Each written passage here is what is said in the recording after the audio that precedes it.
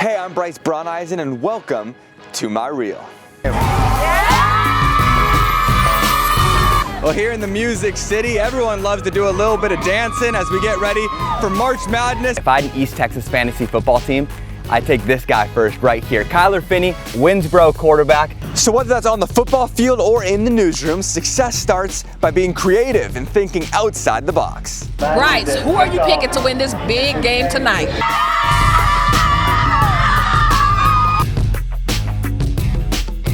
Columbus basketball is hoping that the end game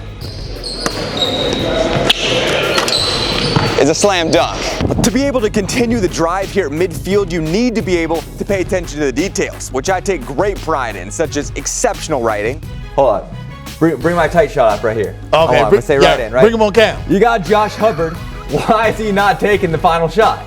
Natural sound.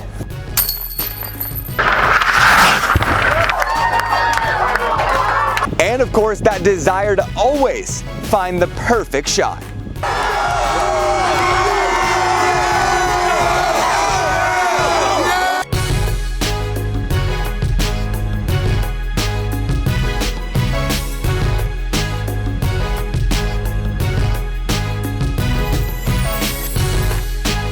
And I can promise you one thing, you won't find anyone in your entire newsroom that will work as hard as I will. As hard as I will. As hard as I will. All the way here in Waco. Check this out right here. Chapel Hill going crazy for this one today. Talk a little bit about this game too. Mineola, it's always a close one, always a competitive one. What kind of goes into a district matchup like this? I underestimate, hold on.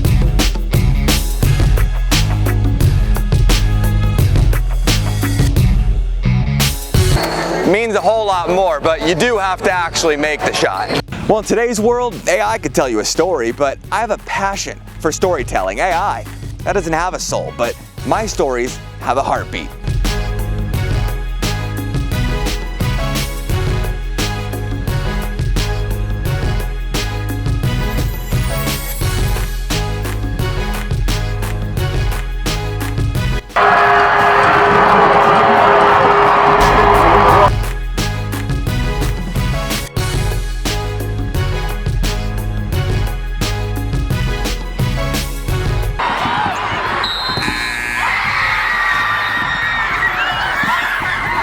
Thanks so much for your time and your consideration, and I really look forward to hearing back from you soon. From my future station, I'm Bryce Brauneisen.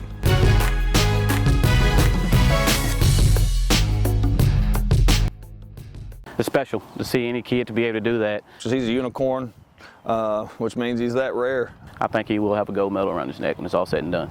Well, if you didn't know the name Camden Capehart before, then you better get acquainted quick.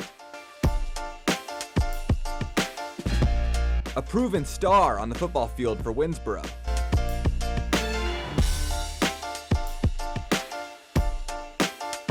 But his official introduction, if you will, came last week at the Tommy Atkins Relays in White Oak, breaking the internet in 100 meters with a time of 10.08.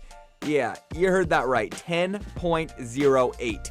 Also setting a new record in the meet in the 100, one previously held for over 20 years by East Texas legend Chris Harris. Oh, it started in the summer. I mean, I was doing stuff with Coach Jones, all the summer workouts we do. I just like trying to beat all the records at the school, but I don't really compare all my times to anybody else's. I just want to keep trying to beat mine. And you know word spreads quick after you see a time like that. Within the hour, he had his first Division I football offer courtesy of UNLV. 24 hours later, he had 5 more. And did I mention, he's only a sophomore.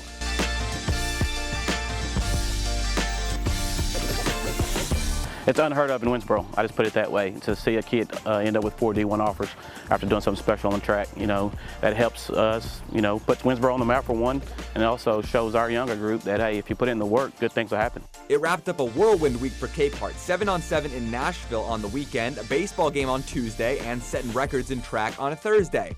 You're just not going to outwork this guy. He makes those guys around him better. He makes his teammates better with him being out there.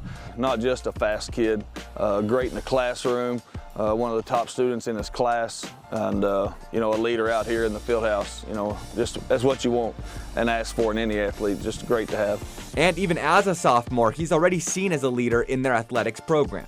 From the time we got here in the fall, I mean, he's been going at it, whether it's beating one-on-one coverage or beating zone coverage, whether it's baseball, football. I mean, track, he definitely puts in the work there, but he juggles 3 sports all the time, and definitely a special kid to be, to coach. And some people ask if track and football skills can go hand in hand, but if you take Capehart as your example, you'll see the advantage it creates to succeed in both. Oh, track helps a lot. I mean, you got to run in almost every sport. So, I mean, why not do track, get better at it, and get faster, and then it helps you with any other sport. So when you hear his lofty goals, you just have to look at his work ethic, his practice, his commitment, and then you look at his results, and then you realize, well, for Camden Capehart, yeah, anything is possible. Track, I want to win state in the 100 and some relays for sure, and then football, trying to get a state championship, of course, and then baseball, I also want to get a state championship in baseball too. I got to thank God first. I mean, I wouldn't be right here where I'm at without God, and my coaches, of course, they've helped me with a lot. I mean, I don't even know how to explain it, and then my family, they just keep pushing me to be my best.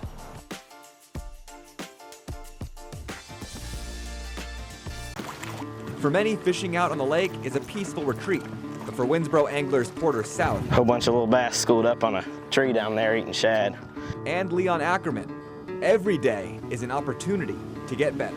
Started last year with my buddy, and I started gaining my love fishing on big lakes, and then joined them this year and had the best time of my life. Just love being out in God's good earth. It's just always been a good pastime for me, and now I do it competitively. It's just always been fun. All that time on the water served its benefits at the Texas High School Bass Association State Championship at Lake Palestine. And talk about the biggest catch. After 2 days, South and Ackerman were crowned state champions. That one, these 2 big trophies are for the state championship. We won that one. Had about a little over 38 pounds for 2 days. Had big bass of 857, 1 big bass of the tournament. But all those big trophies meant even more this year. The Winsboro fishing team were serving a bigger purpose out on the lake this season, honoring their teammate Cale Robinson, a beloved member of the fishing community who suddenly passed away in February following a tournament. And he was one of my best friends. I knew him for a long time before even, it just really meant a lot to me to win it for him. He was a champion too. He won a nationals tournament, and it just feels really good to just continue his legacy and keep fishing for him. We got 1 more tournament left. We're going to hope we can do the best we can at it. So this year, with every minute out on the water, too bad they ain't a little bigger, and every fish caught,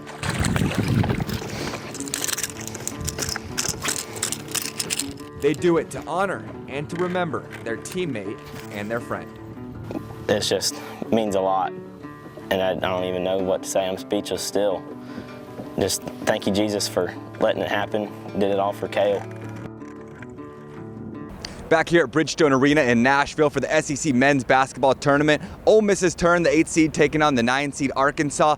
And this game really had one theme. It was all about the runs. If one team went on one, the other team would answer right back. Back and forth it went, the lead switching sides until Sean Padula played the hero. A massive 3, his first made 3 of the game with under 5 seconds left, will lift Ole Miss past those runs and into the quarterfinals. I was scared. I wasn't trying to lose. The game was getting too close, but we got Sean Padula, the dog. See what he just did. A veteran team, just staying poised. Now we can still win the game if we just put stops together and just keep playing as a team. That's a shot that we've seen time and time again. Starting with the Oklahoma game, so looked like he got a good look up. I felt like we all crashed, and as we was crashing, it felt like it was slow motion. Just watching it go through, it was a good feeling to be able to see the ball go through. Then just try to get a stop now, get the win. Just trying to, keep faith, keep the hope and belief that, we're going to come out on top, and luckily things worked out in our way. You're obviously charged up now after that ending as well. What are you hoping to take from this game into tomorrow's game against Auburn? Just understanding who we are as a team. I feel like defensively we kind of put our mark on this game. Obviously we had spurts where we weren't our best, but just continue to play a high level defense. Just carry this energy, this excitement over into the next game and play with a ton of energy and excitement in this next game. Well, next up for the Rebels, it's a tough one. The number 1 seed and the number 1 team in the country, the Auburn Tigers. The Tigers have already beat the Rebels twice this year, but on Friday at noon, The Rebels are hoping that this time it can be a different story. Here at Bridgestone Arena for WCBI Sports, I'm Bryce Brauneisen.